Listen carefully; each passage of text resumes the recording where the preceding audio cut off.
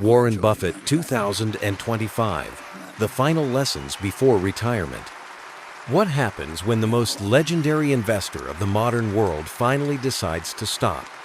No scandals, no speeches, just a quiet letter. In 2025, Warren Buffett, the man who turned patience into power, stepped down as the CEO of Berkshire Hathaway. At 94, he didn't just retire. He delivered a masterclass on how to finish a legacy. His final letter wasn't about numbers. It was about truth, humility, and the core values that shaped a century of investing. Buffett's biggest lessons from 2025. Step down with grace. Age brings perspective. Shift from banks to essential goods and services. Inflation? Build skills, not fear. Patience over motion cash is a weapon. America's flaws don't erase its opportunity. Quiet exit, lasting mindset. Stepping down gracefully, knowing when to let go. Buffett didn't mask it. He said it plainly, "I got old." He acknowledged the most human truth: time catches up with everyone. But what made him different was the way he handled it. No drama, just clarity. He handed over the reins to Greg Abel, a transition prepared long in advance. Most leaders cling to power. Buffett planned his exit like he plans his investments, with patience, foresight, and confidence in the next generation. It reminded me of something he once said years ago. Someone is sitting in the shade today because someone planted a tree a long time ago. The most important thing is to be able to define which ones you can come to an intelligent decision on and which ones are beyond your capacity to evaluate. You don't have to be right about thousands and thousands and thousands of companies. You only have to be right about a couple. I met Bill Gates on July 5th, 1991. We were out in Seattle. Lesson 2. Betting on necessity. Why he left the banks behind. In 2025, Buffett made what some called a surprising move. Trimmed his holdings in major banks like Bank of America and Citigroup. But if you've studied Buffett long enough, you know. He's never chasing the trend. He's anticipating where the value will survive.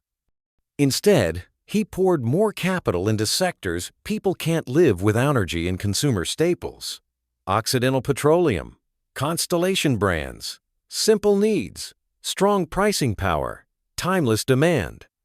In Buffett's world, the best business isn't the one with the flashiest growth. It's the one you can depend on when everything else collapses. Lesson 3. Inflation is here, but Buffett's defense hasn't changed. Buffett never panics. He plans. His advice for inflation? It's not gold, it's not crypto, it's value. He tells us to invest in ourselves. Become so good at what you do that you can set your price. Then invest in businesses that can do the samurai's prices without losing customers. Inflation may be complicated, but Buffett's approach is simple. Be irreplaceable. Own irreplaceable things. Lesson 4. Holding cash? Yes, but for a reason. By 2025, Berkshire was holding over $150 billion in cash and T-bills. People asked, "Is Buffett afraid?" No, he's waiting. And that waiting is the strategy. He doesn't believe in activity for its own sake. He believes in being ready when the world goes on sale.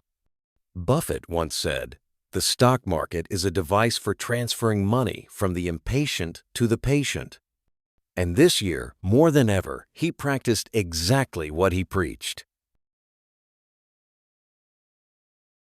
Lesson 5. America still works if you know where to look. Buffett's optimism for America hasn't wavered. He acknowledges the problems: politics, polarization, inflation. But beneath the noise, he still sees a system that rewards innovation, risk-taking, and long-term discipline. He reminds us that it's easy to bet on what's hot, but the real win is betting on what endures.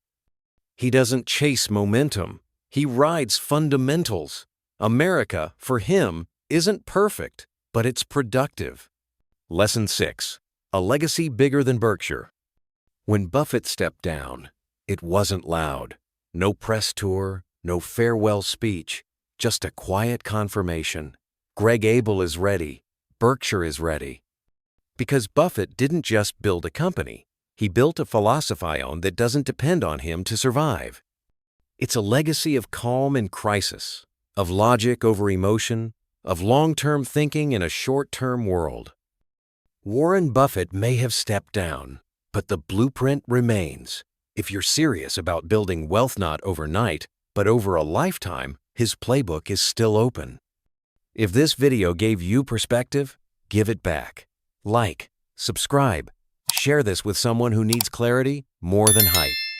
Because somewhere out there, the next Buffett is watching.